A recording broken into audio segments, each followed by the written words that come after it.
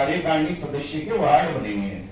संविधान में स्पष्ट रूप से लिखा हुआ है कि भाई वो कार्यकारिणी वो उसको 1 से 30, 31 से 60 ऐसे अलग अलग दुकानों में बांट के और उसकी वोटर लिस्ट जारी की जाएगी।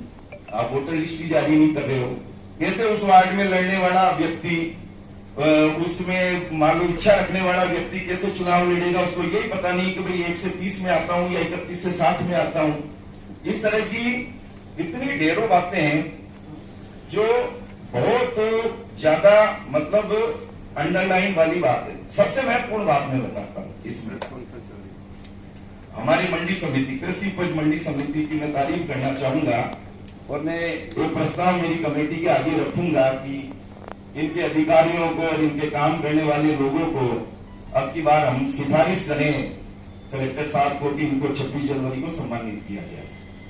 आप ताज्जुब करेंगे, एक एड्रेस पे एक ही दिन में कृषि उपज मंडी समिति 7 लाइसेंस जारी कर देती है। 153 जी ब्लॉक जो धर्मवीर जी डुडेजा का निवास स्थान है, उस निवास स्थान के एड्रेस पे 7 या 8 आप मार्केट कमेटी लाइसेंस, उसमें प्रक्रिया होती है। आपने आज अप्लाई किया, कल आप लाइसेंस जारी कर रहे हो, उसकी प्रक्रिया देखो आप, क्योंकि हमारे संविधान में मंडी समिति का लाइसेंस होना जरूरी है।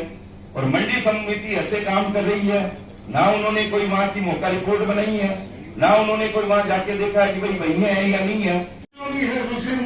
समाज में कितना नाम कमाया, प्रशासन में इस एसोसिएशन की कितनी बात की। पहला कारण यह था कि हम इस एसोसिएशन की गरिमा को बाजार के बीच में नहीं लाना चाहते थे।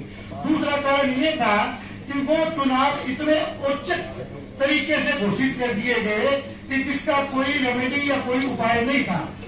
और बड़े बड़े व्यापारियों ने अपनी फर्म का एक एक वोट बनाया। एक वोट इसलिए बनाया कि जो रिटर्न है या जो कागज मंडी समिति के है या जो व्यापारिक सूचनाएं हैं कम से कम वो मिल सके। वो एक विरोध था। अब जिन लोगों का वोट ही एक था वो बेचारे क्या करेंगे।